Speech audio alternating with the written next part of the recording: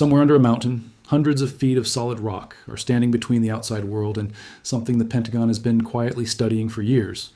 Before we go further, hit that subscribe button right now, because what you're about to hear is one of the most serious military questions on the table today, and you don't want to miss where this story goes. Drop a like if you're ready to understand exactly what's happening deep inside that mountain. Let's start with the mountain itself. For years, satellite images showed something strange happening in a remote stretch of Iranian terrain. Heavy machinery. New roads cut into rock that had no business being touched.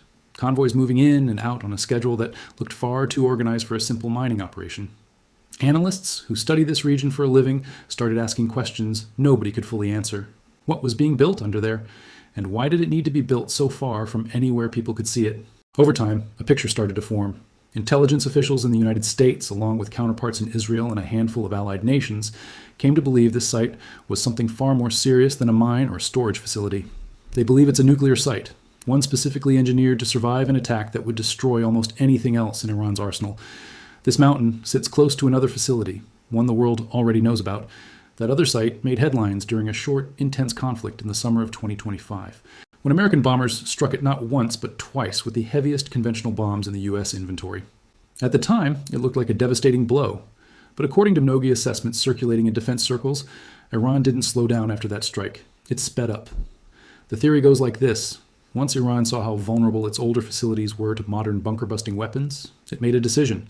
Instead of rebuilding what had just been destroyed, it would go deeper, much deeper. Enriched uranium, centrifuges, and critical equipment were reportedly moved into this new mountain complex, a facility engineered from the start to be nearly untouchable. How deep does it actually go? Estimates vary, but many analysts place the core of the facility somewhere between 300 and 500 feet underground, wrapped in solid rock the whole way down. Construction is believed to have quietly begun around 2020, years before most of the outside world had any idea it existed. No international inspector has ever confirmed what's inside. No treaty has forced Iran to open its doors. Everything we think we know comes from satellite imagery, intercepted communications, and careful analysis, not direct confirmation.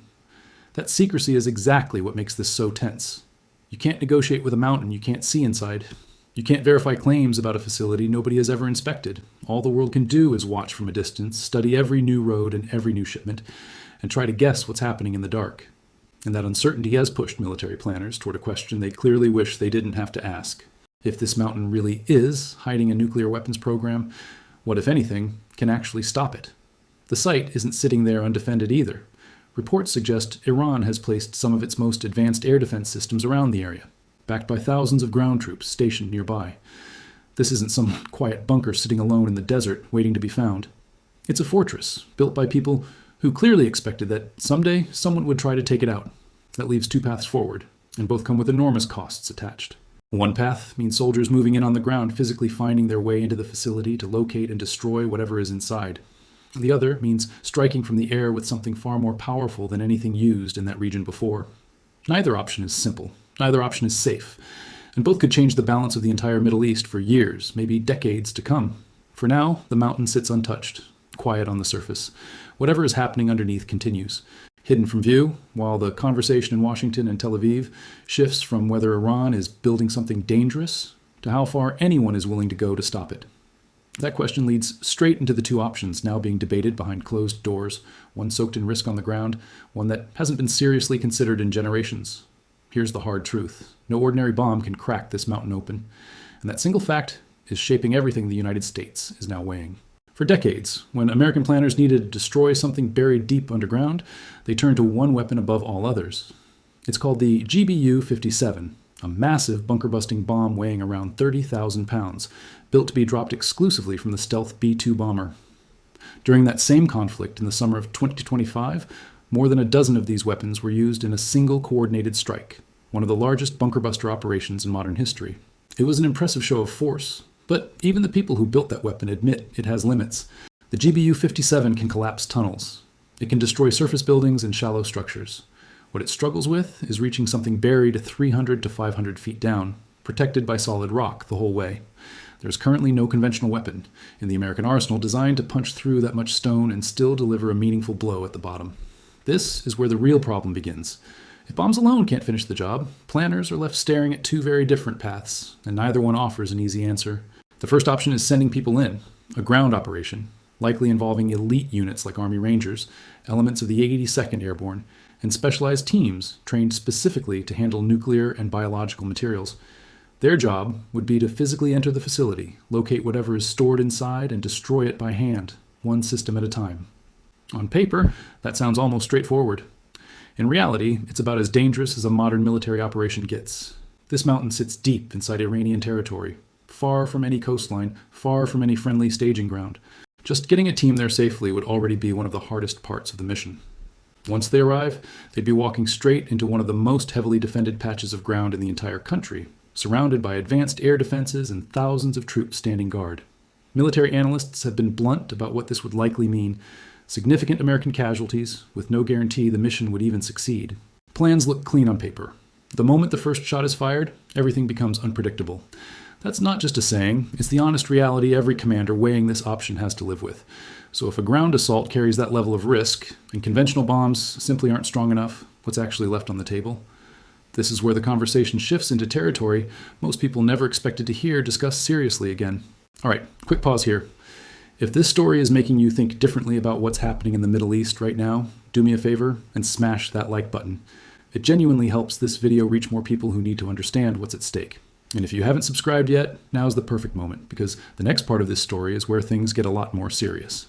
There's a second option, one that hasn't been part of serious military discussion in nearly 80 years. Unlike the GBU-57, this weapon doesn't rely purely on brute force from above. It's designed to work in combination with precision drilling, first creating a path into the mountain, then delivering a blow strong enough to collapse the facility from the inside out. It's a weapon most people only know from history books and old Cold War documentaries. Yet today, according to multiple reports from defense analysts, it's quietly being discussed as a real, technically viable option. The moment that weapon enters the conversation, everything changes. This stops being a debate about bombs versus boots on the ground. It becomes a question about whether the United States is willing to consider a category of weapon it hasn't used in actual combat since 1945. And once that door is even cracked open in discussion, the entire situation around this mountain jumps to a completely different level of seriousness, one that reaches far beyond Iran's borders. The weapon being talked about has a name most people outside defense circles have never heard. It's called the B-61, and it has a long, complicated history. For decades, the B-61 has served as one of the primary thermonuclear gravity bombs in the American arsenal, developed and refined since the final stretch of the Cold War. According to publicly available defense estimates, several hundred of these weapons remain in active service today. It isn't just one bomb. It's a whole family of variants, each built with different yields and different purposes, designed to give military planners flexibility depending on the mission. The specific version drawing attention right now is known as the B-61-12. Unlike the older gravity bombs, this variant was engineered specifically with precision guidance and the ability to penetrate into the ground before detonating, making it what's known as a low-yield tactical bunker buster. It's compatible with the B-2 stealth bomber, the same aircraft already used against Iranian nuclear sites in the past. Some assessments suggest it could also be carried by a B-52, though most planners believe stealth capability would be necessary given how well defended this particular target is. So how would a weapon like this actually be used against something buried 500 feet underground? Based on publicly discussed military analysis, the most likely approach wouldn't involve the B-61 acting alone. Instead, conventional bunker busters, the same GBU-57 bombs used previously, would go in first, drilling an initial path into the mountain. Once that opening exists, a B-61 variant could then be delivered into the breach itself, detonating below the surface rather than above it. That distinction matters more than people realize. A nuclear detonation above ground sends its destructive force outward and upward, losing a huge amount of power before it ever reaches anything buried deep below. A detonation triggered underground, inside an existing tunnel, works completely differently. It directs that force downward and inward, using the surrounding rock to intensify the shock wave, instead of absorbing it harmlessly. Some commentators, including individuals with military backgrounds discussing this publicly, have floated specific scenarios involving a smaller variable yield detonation set a short distance beneath the surface once a weapon reaches deep enough into the tunnel system. The argument behind this idea is simple, even if it's deeply controversial. A contained underground detonation, they argue, could effectively neutralize a facility like this while keeping fallout and surface casualties far lower than a traditional above-ground nuclear strike. It's worth being clear here. These are scenarios and opinions being discussed by analysts and commentators, not confirmed military doctrine. Nobody outside classified planning rooms actually knows the specific parameters that would be used if this option were ever chosen. What we do know is that the broader idea, using a low-yield nuclear weapon in a deeply buried precision strike role, is no longer treated as a fringe theory. It's part of a real conversation happening among strategists, analysts, and former military officials who are all wrestling with the same uncomfortable fact. The bomb exists, the delivery method exists, the aircraft capable of carrying it are already in service. In purely technical terms, there's nothing physically stopping the United States from considering this option if the order were ever given. That reality alone is what makes this moment feel different from anything in recent memory. For decades, a tactical nuclear strike was something people only talked about in old strategy papers. Locked away as a worst-case scenario, nobody expected to actually discuss again. Now it's being brought up openly, debated publicly, tied to a real location, a real facility, and weapon systems that already exist in active service. But having the capability to do something is never the same as deciding to actually do it. The fact that a plan sits on a shelf somewhere doesn't mean anyone intends to pull it down and use it. That gap between what America technically could do and what America would actually choose to do is where the story turns next. And understanding that gap means looking far beyond Iran itself, toward a much bigger and far more dangerous chain reaction waiting on the other side of that decision. Before we go there, let me ask you something. If you were advising the president right now, which option would worry you more, sending troops into that mountain or crossing a line that hasn't been crossed since World War II? Drop your answer in the comments. I genuinely want to know what you think, because this is exactly the kind of decision real military leaders are wrestling with at this very moment. The instant a tactical nuclear weapon is used anywhere on Earth, the rules that have governed global conflict since 1945 change permanently. That single fact might be the strongest argument against ever using one on this mountain, no matter how justified the target might seem. Military strategists have been warning that the danger here reaches far beyond Iran. A nuclear strike, even one that's small, contained, and aimed at a single remote facility, would break a barrier that has held for nearly 80 years. And once that barrier breaks, there's no putting it back together. Every nation on Earth currently holding nuclear weapons would be watching closely, and every single one of them would draw their own conclusions about what it means for their own conflicts. Russia is the clearest example. Currently locked in a long, grinding war in Ukraine, Russian leadership has faced setback after setback on the battlefield. If the United States used a tactical nuclear weapon against Iran, even with a clear justification tied to stopping a nuclear weapons program, analysts believe Russia could point directly to that decision as precedent. A red line that has been treated as unthinkable for decades. Tactical nuclear use in Ukraine would suddenly look a little less extreme by comparison. Not because the situations are the same, but because precedent has a way of reshaping what feels possible. China presents a similar concern when it comes to Taiwan. Tensions there have simmered for years without spilling into direct conflict, partly because both sides understand just how catastrophic that would be.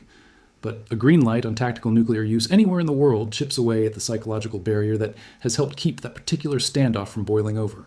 Analysts believe Beijing would study an American strike on Iran closely, looking for signs that the old nuclear thresholds aren't quite as fixed as everyone assumed. Even North Korea enters this picture, even though its options remain more limited than Russia's or China's. In a world where tactical nuclear weapons are used more openly, there's a real concern that Pyongyang could feel emboldened to take more aggressive action towards South Korea or Japan. Actions that would almost certainly trigger a massive response from the United States in return. Put all of that together, and you get a genuinely unsettling picture. A single decision made to solve one specific problem buried under one mountain in Iran could quietly reshape the calculations happening in conflicts thousands of miles away. That's the core tension defense analysts keep circling back to again and again. On one side, the capability to strike this facility with a tactical nuclear weapon is real, current, and ready to deploy at almost any moment. On the other side, actually using that capability risks setting off consequences the United States could never fully predict or control once they're set in motion. So where does that leave things? When you weigh both sides carefully, most current assessments land in a similar place. Despite everything being technically ready, despite the aircraft, the weapons, and the plans already sitting prepared, the actual likelihood of a nuclear strike happening remains low. Some estimates place the probability of this scenario playing out at under 5%. But that number comes with an important warning attached to it. Low probability does not mean the option has been taken off the table. Military planners have reportedly kept detailed plans ready for exactly this kind of operation. The bombers are ready, the weapons are stored and available. If a decision were made tomorrow, it wouldn't require months of preparation to act. That leaves the world in a strange, uneasy position. The United States possesses everything it would need to eliminate this facility through nuclear force. And yet, almost every strategic argument points firmly toward restraint instead of action. So what actually happens next? Most analysts expect the current approach to continue for now: sustained conventional pressure combined with diplomatic maneuvering aimed at slowing Iran's progress without ever crossing that nuclear threshold. A ground operation remains technically possible too, though the risk of heavy casualties keeps that option looking just as unattractive as it did before. For the moment, the mountain likely stays exactly as it is, untouched on the surface. Whatever's happening deep inside continues, hidden from outside inspection, protected by hundreds of feet of solid rock and one of the most heavily defended perimeters in the region. But something important has shifted, even if the mountain itself hasn't been touched. The conversation surrounding it has changed permanently. A weapon that was once considered an absolute last resort, something locked away in old strategy documents and rarely spoken about in public, is now being discussed openly, analyzed publicly, debated by military voices, former officials, and strategists across every corner of the defense world. Before we close this out, let's take a step back for a second. Real quick, if you've made it this far, you're clearly someone who actually cares about understanding these situations properly, not just reacting to headlines.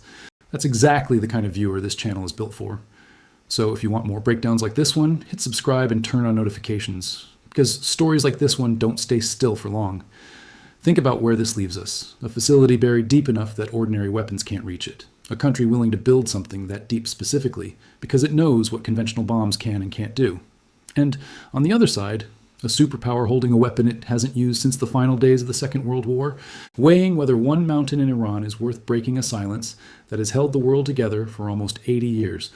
Whether or not that weapon is ever actually used, the fact that it's being talked about at all marks a real turning point. The question is no longer simply whether Iran is building something dangerous underground. That part of the story, uncomfortable as it is, has been settled in the minds of most analysts for a while now. The real question, the one that will define whatever happens next, is much bigger than one mountain and one country. It's about where the line actually sits between deterrence and destruction, between having the power to end a threat and having the wisdom to know when using that power creates a threat far larger than the one you started with. History has a way of remembering these moments long after the headlines fade, not because of the weapons that were used, but because of the decisions that were made in the quiet rooms, where nobody outside ever gets to see the full picture. Right now, somewhere far from any camera, that decision is still being weighed. And however it plays out, one thing is already certain. The world just watched a line most people assumed was permanently closed get talked about in the open again. That alone tells you everything about how fragile the balance really is, and how much weight a single mountain in Iran now carries on the world stage. If this story kept you hooked until the very end, that's exactly the kind of storytelling this channel is committed to bringing you. Subscribe, share this with someone who needs to understand what's really happening behind the headlines, and I'll see you in the next one.